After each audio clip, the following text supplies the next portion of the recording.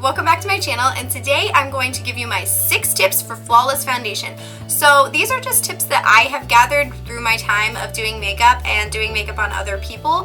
This is just what really works for me, and it seems to work for everybody that I do makeup on, so maybe you'll learn something today, and maybe I'll answer a few of your questions. So a lot of times when I'm working on a client, they tell me like, my foundation doesn't last all day, or my foundation cakes up, or I just get oily, or you can see my acne, I can't find anything that covers my acne. And they always ask me how I can help them and what kind of tips that I use. And this is the video that's going to give you all the tips, because it's not just one step that's going to make the difference, it's the whole process that's going to make a difference. Okay, so let's get started. Tip number 1 is to prepare your skin. That is the most important tip that I have. So before I do somebody's makeup, I always tell them, could you please, the night before or the morning of, exfoliate and cleanse your face completely before I come to you so that I can do your makeup. Because it's so hard to do makeup on somebody who has flakes on their skin, dry skin, if it's not completely clean. That is so hard to do makeup on because it's not going to look as great as if you had clean exfoliated skin. By also preparing your skin, you want to moisturize.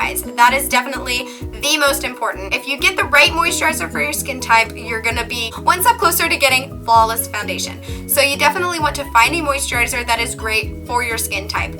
Tip number 2 is to find a primer that is good for your skin. So as you're gonna see, the theme in this video is to figure out what your skin type is. If you have more oily skin, or you have fine lines or really large pores, or just things that you want to cover up, I like to use the Benefit Professional.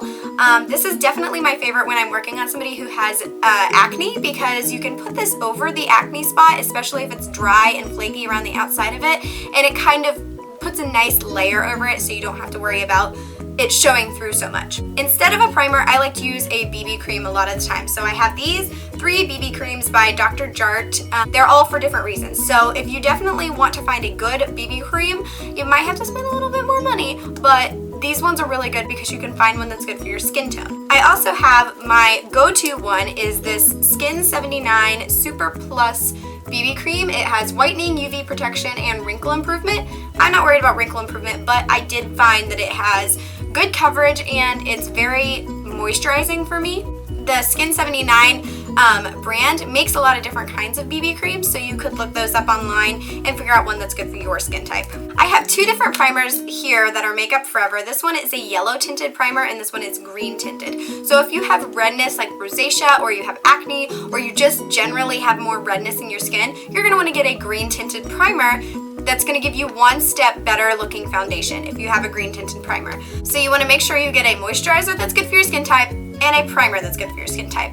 Step number 3 is to find a foundation that suits your skin type. So the foundations that I like to use, I use the MAC Pro Longwear foundation. This is definitely not a moisturizing foundation. However, the way that I use it makes it a little bit more moisturizing. So this is a kind of foundation that's going to last all day long. It's going to stay on my face. It's not going to slip off. But I mix my BB cream and my foundation together, so then that way I get the moisturizing effects of my BB cream / primer, and I get the long-lasting effects of my foundation. So a couple of the foundations that I would like to mention are the Makeup Forever HD foundations. These are really good if you just for lasting all day. I don't think they're super moisturizing, but I also don't think they're very drying either. I also have the CoverGirl Outlast, it's the 3-in-1 foundation. You can't see it anymore. This is really good if you want like a one-step just go-to. You don't want to mess around with primers, you don't want to mess around with everything else. You should always make sure that you moisturize. However, this foundation says that it has the lasting power of a primer, coverage of a concealer, and blendability of foundation all in one, and it's shine-free. The one tip I will say is if you have oily skin, you don't want to go overboard with your coverage and your dryness, because you also don't want to look cakey at the same time. So a little bit with a mattifying primer or something like the Professional primer will go a long way. A lot of times people have problems with that foundation and they don't take the necessary steps prior to foundation that is going to make that foundation work the best for them. Okay, so you have moisturizer, primer, and foundation. Those are your first 3 really important steps. My 4th tip for flawless foundation is your application. So you have a bunch of different options when applying your foundation. You can use your fingers, you can use a sponge, you can use a brush. So you have quite a few different options. I mostly like to either use my Sigma F80 brush or my Beauty Blender. The Beauty Blender works really well because it's easy to use. It's gonna, by being damp, it's not going to make your foundation look cakey. So, and truth be told, I use both of these almost on a daily basis because you can stipple your foundation into your face, which was truly the best way to do it. When you're applying your foundation, you do not want to swipe and rub. You want to stipple and then gently buff because that's going to give you the longest lasting foundation. So once I stipple my foundation into my face, go back over my face with a clean Beauty Blender and just tap off any excess. This works really well. You can also take a regular tissue and rip it just in half, like this, and you're gonna tap it all along your face. That's gonna pick up any excess foundation after you put on your foundation. If you notice that your foundation looks like it's just too much, like it's cakey or creasing, you know, in your laugh lines or things like that, then you're gonna wanna go with the tissue right after you apply your foundation and before you set it with powder. That's going to fix your problem. Or you could use your Beauty Blender to apply your foundation. So the larger end would be for my cheeks, my forehead, my chin area, and then around my nose and under my eyes, I would use this pointed side. This gives it a very natural finish. It doesn't look like you are caked on with foundation. Step number 5, you're going to want to set your makeup with powder. This is very important. It doesn't matter if you have dry skin, it's important to set your foundation with powder. So my two favorite powders are the Makeup Forever powder and the L'Oreal translucent powder. These are my just personal favorites. I like loose powders because I do have dry skin, so I want a very light dusting of powder. If you have more oily skin, you can use a powder compact. That's gonna work a little bit better for you. So I just like to use a big fluffy brush like this, and I tap it into my powder, tap off the excess, and lightly tap it on my face. You don't wanna swipe because that's gonna move your foundation around. You want to tap. That's just the #1 rule.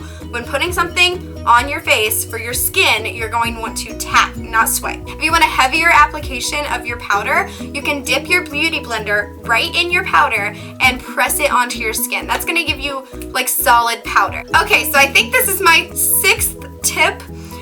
Is your setting spray. So I use the Scandinavia Moisture Lock Makeup Finish Setting Spray. The best part about Scandinavia is that they make a ton of different setting sprays, and truth be told, they're not that expensive. So I think I got this one for about $20 on Amazon, which seems kind of expensive, but I've had this thing for like 4 months and I use it on myself and on clients. So it really lasts forever. It says up to 16 hours of ultra-fine long wear. Between 12 and 16 hours, I have tested this and my makeup looks just as good as when I left the house. I'm not kidding you. I really do like this. If you don't want to go and like splurge and get a setting spray, I have made my own setting spray. I used to use this Urban Decay All-Nighter makeup setting spray. So I finished this one off and I saved the bottle because first of all, it's really pretty, so I just saved the bottle. And you can get at like Walmart or probably Walgreens, CVS, Meijer, any of those drugstores, you could probably find glycerin. It comes in a little bottle and it's very like oily. So what I did is I put about, I would say like 1/4 of this is glycerin and then the rest of it is water, and I shake it up like crazy before I use it, and I use that as my setting spray. And although it's not going to last as long as the Scandinavia setting spray, it definitely gives a more natural finish. Do you know what I mean? So you're not looking super like powdery after you've set your foundation. Most people don't realize how important a setting spray really is. It really brings your entire makeup look together. So even if you do have oily skin, it is very important to use a setting spray. They make these setting sprays for oily skin, so you can get one that is for oily skin, and it's going to add just a little bit more natural dewiness to your face and make your makeup last all day. So like, why not? Okay guys, so that's all I have for you today. I hope that my tips helped you, and I hope that you learned something. If you have any questions or just general comments, put them in the comments below. If you want a product recommendation, I have tried a lot of stuff, so you can write those down in the comments below and I'll try to get back to you. Please give this video a thumbs up and subscribe. You can find me on Twitter, Instagram, and Facebook. I'll put all of my links down below. I'll put all the links to all the products that I listed in this video down below, and I hope you enjoyed the video. Thanks for watching.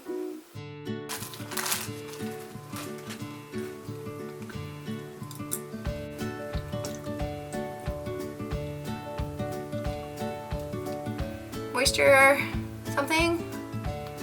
what's it called? No. A gross looking Sephora brush.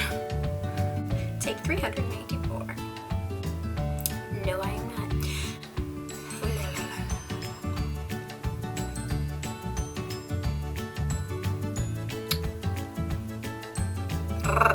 Okay. I've got nothing to say because nobody writes in my comments. Let's start over. Okay.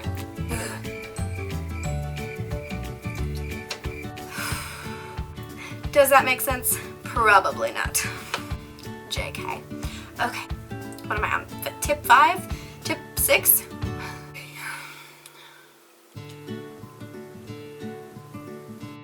When you just like filmed an entire thing and none of it was on camera. That's cool. And a moisturizer that's going to... Really? Where are you? Why are you calling?